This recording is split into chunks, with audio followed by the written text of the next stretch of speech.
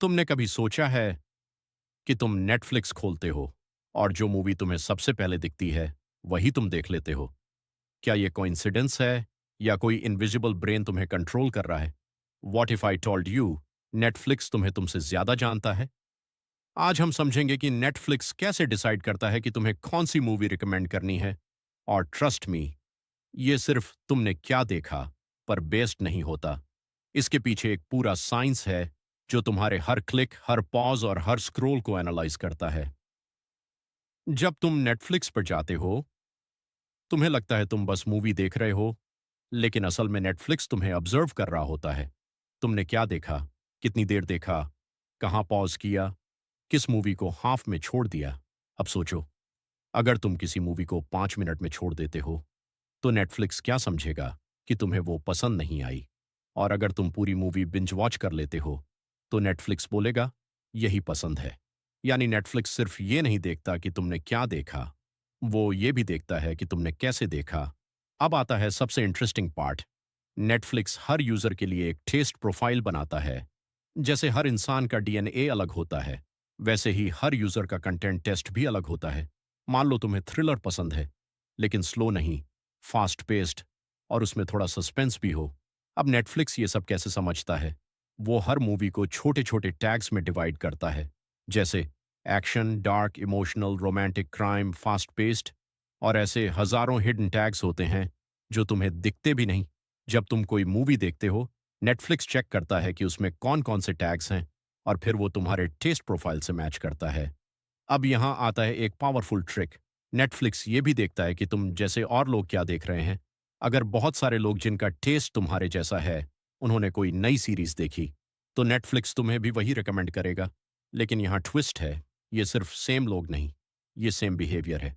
अगर तुम late night देखते हो, बिंज वॉचिंग करते हो और थ्रिलर पसंद करते हो, तो नेटफ्लिक्स तुम्हें उन लोगों के ग्रुप में डाल देता है जिनका पैटर्न सिमिलर है और फिर कहता है इनको ये पसंद आया, तुम्हें भी आएगा।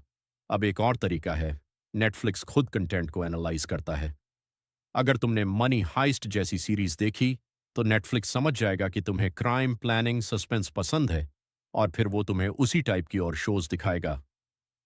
अब एक शॉकिंग बात, तुम जो थंबनेल देखते हो, वो भी हर किसी के लिए सेम नहीं होता। एक ही मूवी का पोस्टर अलग अलग लोगों को अलग दिख सकता है। अगर तुम्हें रोमांस पसंद है तो कपल दिखेगा, अगर तुम्हें एक्शन पसंद है तो फाइट सीन दिखेगा। नेटफ्लिक्स ये टेस्ट करता है कि कौन सा थंबनेल तुम्हें क्लिक करने पर मजबूर करता है। यानी सिर्फ रिकमेंडेशन ही नहीं, प्रेजेंटेशन भी पर्सनलाइज्ड है। अब आता है सबसे इंपॉर्टेंट पार्ट, रैंकिंग। नेटफ्लिक्स के पास हजारों ऑप्शंस होते हैं, लेकिन वो डिसाइड करता है कि तुम्हें सबसे पहले क्या दिखाना है। ये डिपेंड करता है तुम्हारे बिहेवियर पर, ट्रेंडिंग पर, टाइम पर और इवन डिवाइस पर। लेकिन असली बात यह है, नेटफ्लिक्स वो नहीं दिखाता जो बेस्ट है, वो दिखाता है जो तुम सबसे पहले क्लिक करोगे, क्योंकि उसका गोल है नहीं तुम्हें प्लेटफॉर्म पर बनाए रखना। अब एक रियल एग्जांपल समझो। मान लो राहुल नाम का एक यूजर है, उसने एक क्राइम सीरीज शुरू की। पहले दिन एक एपिसोड, फिर 3, फिर पूरा सीजन खत्म। अब नेटफ्लिक्स क्या समझेगा कि राहुल को क्राइम कंटेंट बहुत पसंद है। अब राहुल का पूरा होम पेज बदल जाएगा, उसे crime documentaries, thriller movies, dark series दिखने लगेंगी। धीरे धीरे राहुल उसी दुनिया में घुस जाएगा। अब सोचो, राहुल चूज कर रहा है या नेटफ्लिक्स उसे गाइड कर रहा है? नेटफ्लिक्स का पूरा सिस्टम एक ही चीज पर काम करता है, रिटेंशन। वो चाहता है कि तुम प्लेटफॉर्म छोड़ो ही मत, इसलिए ऑटो प्ले, नेक्स्ट एपिसोड और परफेक्ट रिकमेंडेशंस सब एक ही गोल के लिए हैं।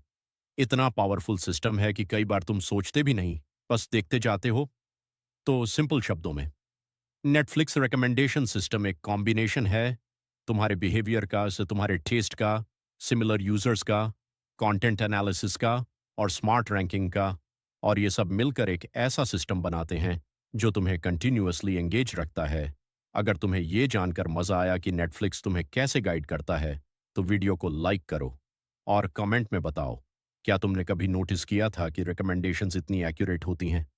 और अगर तुम ऐसे ही एआई और डेटा साइंस के सीक्रेट्स सीखना चाहते हो, तो चैनल को सब्सक्राइब करो, क्योंकि यहाँ हम टेक्नोलॉजी को सिंपल नहीं, इंटरेस्टिंग बनाते हैं।